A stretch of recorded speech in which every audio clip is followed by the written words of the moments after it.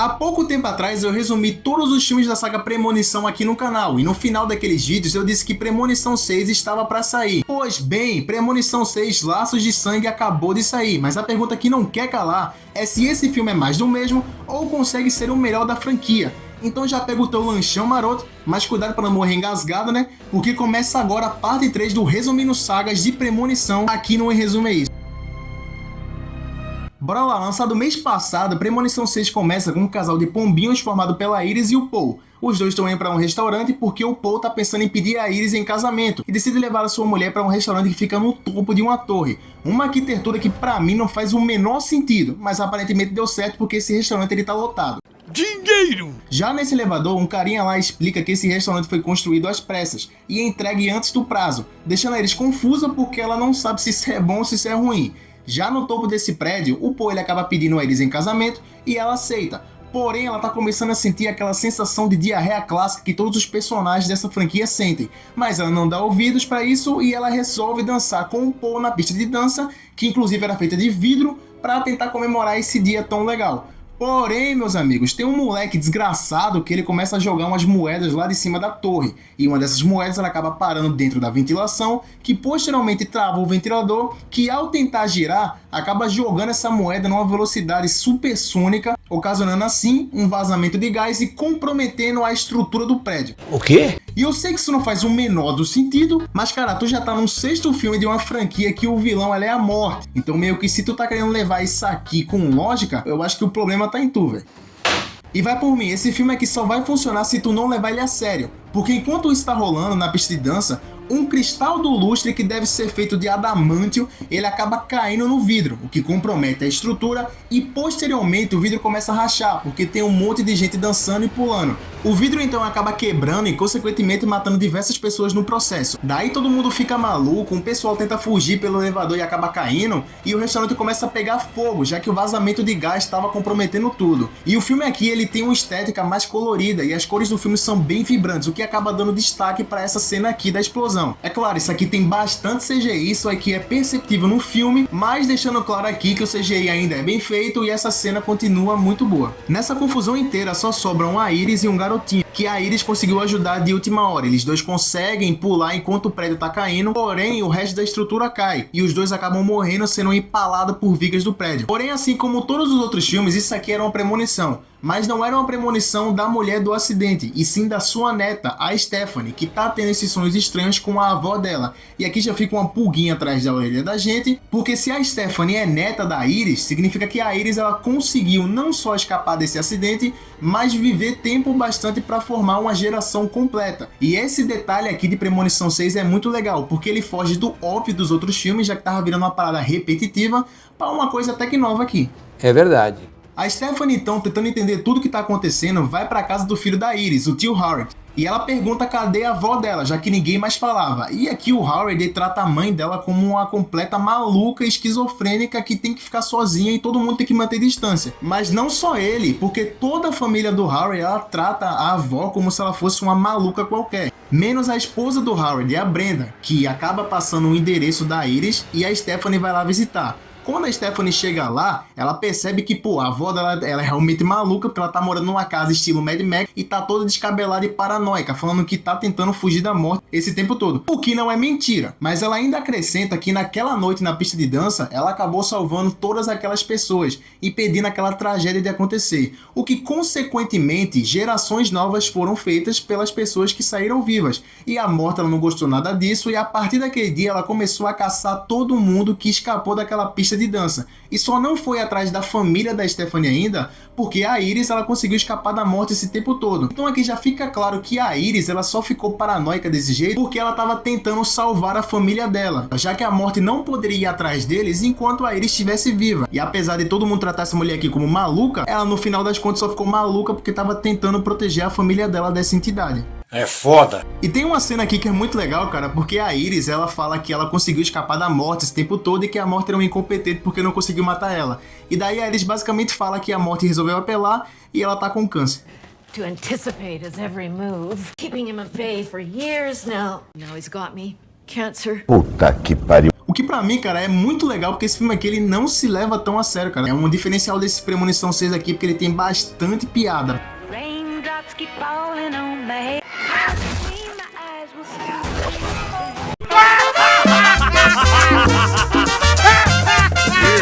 Mas vamos lá, a Iris ela entrega um livro para sua neta e ela vai embora assustada. Mas como a Iris sabia que cedo ou tarde ela ia morrer, ela tenta impedir a Stephanie de ir sem antes ela acreditar na história da Iris, né? Então, infelizmente, a velhinha decide que a única forma de fazer a Stephanie acreditar em tudo isso seria ela ver a parada na frente dela. Então a Iris ela acaba saindo de casa e a morte faz aquela sucessão de eventos impossíveis de acontecer no mundo real que acabam matando a velhinha. Daí vai ter todo o enterro, a família inteira do tio Howard comparece lá, fica aquele clima pesado, até a mãe da Stephanie que tinha sumido apareceu aqui do nada para prestar as condolências pra mãe, e logo após esse enterro, logo após esse clima triste, o miserável do Howard resolve fazer um churrasco. E sério mesmo, cara, a partir daqui eu tô torcendo pra esse personagem morrer da maneira mais cruel possível. Porque esse imprestável ele fez um churrasco no mesmo dia da morte da mãe, que inclusive morreu tentando proteger toda essa família de merda dele. Mas tu não só tem raiva por isso, cara, porque esses personagens aqui são completamente idiotas. Porque a próxima cena aqui é que eles estão fazendo um churrasco e um cara derruba um caco de vidro perto de uma pia que tá cheia de gelo. Esse gelo ele vai ser usado para fazer as bebidas. Pois bem, qualquer ser humano normal limparia os cacos de vidro e trocaria a porcaria do gelo. Porque como o gelo ele é transparente e o vidro também é transparente, pode ter um caco de vidro lá e alguém acabar engolindo essa porcaria. Mas tu acha que ele faz isso? Ele simplesmente tira a porcaria dos cacos de vidro entre a pia e usa a porcaria do gelo. Idiota! Mas uma coisa que se salva é que o filme ele cria toda uma expectativa, fazendo a gente pensar que a galera vai morrer engasgada com esse caco de vidro que tá lá no meio do gelo. Porém, quem acaba se dando mal é o Howard, já que o caco de vidro tava lá não para ser engolido, mas para ele cair no gramado, o Howard acabar pisando, se desequilibrando e cair no chão, para logo em seguida um cortador possuído fazer uma esfoliação caseira no rosto dele. E sério mesmo, cara, quando o Howard morreu, essa foi a minha única reação.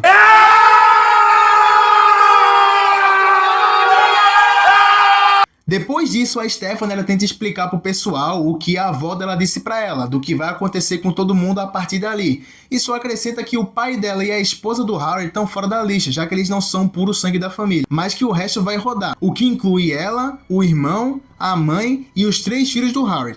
Ninguém acredita nela como todo mundo dos filmes passados, e naquela mesma noite, o Eric, um dos filhos do Howard, quase morre no estúdio de tatuagem. Porém, ele escapa e diz que se a morte estivesse perto dele, ele teria morrido ali. Mas a Stephanie, ela começa a explicar que mesmo assim qualquer coisa pode matar ele. E daí ela explica o modus operandi da morte, falando que talvez alguém chutasse uma bola nele, ele poderia cair pro lado e um caminhão poderia atropelar ele na rua. E o legal dessa cena é que lá no fundo isso acontece, mas com a irmã do Eric, que cai dentro de um caminhão de lixo e acaba sendo esmagada por ele com a prensa de lixo. Daí todos ficam em pânico, chocados e agora acreditam na Stephanie. Só que todo mundo se perguntou por que a irmã do Eric morreu primeiro, já que a morte ela vai atrás de quem é mais velho. E o Eric era o filho mais velho do Howard. E a mãe do Eric começa a chorar do nada, falando que a culpa é dela. E ali ela revela que o Eric não é filho do Howard, e sim do vizinho dele, o que consequentemente tira o Eric da lista da morte, mas acaba fazendo com que o cara tenha um trauma, porque ele percebe que o vizinho, a vida inteira dele foi legal com o Eric, porque o vizinho era o pai do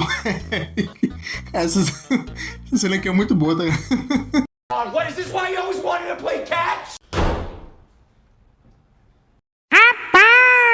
Mas beleza, revirando as anotações da Iris, eles descobrem que uma pessoa hoje tá bem e ela tá viva. E quem é essa pessoa? William Broadworth, o Tony Todd, cara. Aquele garotinho que ficou vivo junto com a Iris lá no final da premonição. Aqui o personagem explica o que a gente já sabe dos filmes passados. E pra escapar da morte, ou tu mata uma pessoa e rouba os anos de vida que ela teria pra você, ou você pode morrer e ser trazido de volta. Tipo, seu coração para e alguém consegue reviver você com choques elétricos. E ele ainda acrescenta uma coisa óbvia, né? Que se uma pessoa que não tá na lista da morte irritar a entidade, meio que tentando salvar a pessoa que tá na lista, provavelmente a entidade vai ficar puta e vai acabar levando essa pessoa também. O William ele ainda revela que ele tá muito velho e que não resta tanto tempo para ele, e ainda diz que nós deveríamos aproveitar a vida porque um dia ela vai acabar. Então nossa única missão é tornar ela especial, porque é uma dádiva estar vivo. Isso aqui, cara, é muito legal porque o Tony Todd, a essa altura do campeonato, ele já estava doente. E ele veio a falecer, infelizmente, 6 meses após essa filmagem. E é legal, cara, porque essa cena aqui funciona mais ou menos como uma despedida do próprio personagem.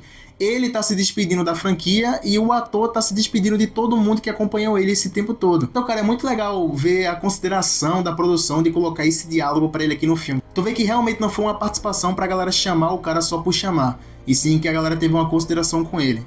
E vou resumir com 2 palavras. Parabéns! Mas então, agora sabendo como eles têm que burlar a morte, os personagens saem dali e o Eric e o irmão dele cogitam até em matar um bebê pra roubar os anos de vida dele. Mas claro que eles percebem que fazendo isso eles vão estar passando dos limites e eles não fazem isso. E aqui eles arrumam um novo plano, que é fazer o Bob meio que morrer por um choque anafilático, já que ele tem alergia ao amendoim. Então, quando o Bob estivesse prestes a morrer, o Eric chegaria lá com uma injeção de epinefrina e tentaria salvar o irmão. Que merda. Isso aqui não tem o menor sentido, já que a reação imunológica é tão forte nesses casos que o cérebro vai ficar sem oxigenação devido à parada cardíaca. E dependendo do tempo, não teria como trazer o Bob de volta à vida. Na real, não sei nem porque eu tô tentando achar lógica nesse filme aqui. Então, bora só continuar. É uma boa ideia. O Bob, então, ele come o chocolate e fica todo inchado devido à alergia. E o Eric não percebe que a sala que os dois estavam tinha uma máquina de ressonância. E como é uma máquina de ressonância magnética, ela acaba atraindo metais. E se tu percebeu aí, o Eric tem um monte de metal pelo corpo. Ele tá cheio de pinça. E aí, cara, os pinces começam a ser puxados. E aqui a gente descobre que o Eric é um doente e ele tem um pince nesse lugar aí. E, cara, papo reto, qual é a utilidade de tu ter um cara... Em que ponto chegamos? Mas enfim, ele não acaba morrendo por isso, porém a máquina ela tá com uma potência tão absurda que ela acaba atraindo uma cadeira de rodas e ela deve ter sido feita de adamante também, porque a máquina ela puxa essa cadeira tão forte que ela vara o Eric e quebra a coluna dele. Novamente, não tem lógica nenhuma, mas é uma boa cena, cara. E é claro, por tabela, o Bob também acaba morrendo porque essa máquina tava numa potência tão ferrada que acaba puxando umas molas daquela máquina que eles pegaram um amendoinzinho. E como essa mola era feita de adamante, ela acaba varando a cabeça do Bob. Daí beleza, sem saber o que fazer, os 3 sobreviventes restantes vão pra casa da Iris, porque ela tinha sobrevivido esse tempo todo lá, então eles acharam que era o único lugar seguro. O plano aqui era fazer com que a mãe deles ficasse viva, até porque se a mãe estivesse viva, pelas regras da morte, ela não poderia ter ido atrás dos dois. Beleza, eles vão pra essa casa, só que antes, aquela mesma moeda do começo do filme que ocasionou todos aqueles acidentes, acaba caindo do livro da Iris, e acaba sendo pega por uma velhinha que era paciente desse hospital. Os 3 chegam nessa casa e a morte ela decide rushar. Ela vê, caraca, o filme tá acabando, tem que dar um jeito de matar a galera o mais rápido possível. Daí ela faz todo um rolo que faz com que a casa exploda na cara da mãe deles, caia um trombo em cima do Charlie e a Stephanie fique presa num carro que tá quase se afogando. Porém, meus amigos, a mãe desses dois aí ela é muito resistente, cara, porque ela sobreviveu a uma explosão na cara e ela conseguiu salvar o Charlie de última hora. Só que um poste acaba caindo na cabeça dela. I'm gonna stay alive as long as... O Charlie olha pro lado, vê que a irmã dele tá desacordada dentro de um rio, resgata a irmã dele e consegue reanimar a irmã dele. Então na cabeça dos dois, eles conseguiram escapar da morte, porque a Stephanie morreu e o Charlie trouxe ela de volta. Mas beleza, os dois saem dali e alguns dias depois que aconteceu essa porcaria toda, os dois estão de bem com a vida e vão pra formatura do Charlie. E aí o pai dos dois apresenta um amigo dele que é um médico. O médico chega lá e fala assim, pô velho, parabéns aí Charlie, tu conseguiu acordar a tua irmã. E aí o pessoal fala assim, como assim acordar minha irmã? Eu revivi minha irmã morreu. E aí, cara, o médico, ele fala a coisa mais óbvia possível, porque a Stephanie, ela só tinha apagado, ela meio que apagou por alguns segundos e ela não morreu. Em teoria, o coração dela não parou de bater. Ela só apagou porque o cérebro ficou sem oxigênio, já que ela estava embaixo d'água. Para ela ter morrido de verdade, ela teria que ficar minutos embaixo d'água e o coração teria que parar de bater. Então, em teoria, o Charlie só acordou ela. E mesmo se não fosse isso, cara, o Charlie também não bulou morte, coisa nenhuma. E daí, cara, é claro, como nos vídeos passados do canal, você sabe aqui que a morte tem Alzheimer e ela escuta toda essa conversa. E aí, pra mim, cara, o filme tem uma sacada muito legal, cara, porque aquela mesma moeda que ela ia matar a Iris e ia impedir que toda essa geração de descendentes existisse, aquela velhinha que pegou essa moeda no hospital estava perto de onde eles estavam e ela ia comprar uma limonada. Ela deixa essa mesma moeda cair, essa moeda fica entre os trilhos, o trem acaba descarrilhando, por pouco não mata os dois protagonistas, só que um desses vagões estava cheio de toras. Essas toras começam a voar e elas caem em cima dos protagonistas, os esmagando e matando eles na hora. É a mesma coisa que os filmes passados Mas esse final aqui, ele é muito divertido, cara. Que todo mundo morreu. Premonição 6 fez uma grana legal e agradou o público e crítica. Inclusive, me agradou muito, cara. Esse filme aqui, ele é muito divertido. Ele passa muito rápido. Tu consegue gostar dessa protagonista e ele ainda acrescenta coisas bem legais na história de Premonição. Claro, tu tem que ligar muito a tua suspensão de descrença para coisas que acontecem aqui, mas como eu falei, a gente tá no 6º filme, o vilão aqui é a Morte, é uma entidade poderosíssima, então em teoria, cara, ela pode fazer o que quiser. Mas sinceramente, cara, em comparação aos outros Premonições, eu acho que esse aqui é melhor do que o primeiro. Na real, eu vou refazer a minha tier list, como eu faço no final das sagas, né? E pra mim, o melhor é o 5º filme. Eu acho que é um dos únicos filmes que se leva a 100% a sério e consegue ser muito bom. Depois vem o 6º, sim, eu realmente me diverti muito com esse filme aqui. Eu acho ele melhor do que o primeiro. O primeiro, na minha opinião, ele envelheceu mal, mas eu acho que é um roteiro mais encaixadinho do que esse filme daqui. Logo em seguida vem o 3º, que é o mais divertido, porém ele não é o melhor, cara, convenhamos. O 2º, ele é um lixo e o 4º, ele é um cocô. O 4º é uma tragédia. Então, galera, em resumo é isso. Se você gostou, já deixa o like, porque se tu não der o like, eu acho que você pode morrer. Comenta aqui embaixo qual o seu Premonição favorito e confere as outras sagas aqui do canal. Tem a saga Batman, saga Premonição, olha só, a gente acabou ela aqui hoje, né? Tem saga Pânico, tem muita saga legal aqui, cara. Confere aqui que o canal ele tá recheado de coisa boa. Também confere a nossa playlist de resumindo filmes bons. E galera, dito isso, muito obrigado a todo mundo que tá aqui, muito obrigado a todo mundo que deixou o like e tá se inscrevendo. Como diria aquele corvo do Pica-Pau, vocês são fodas.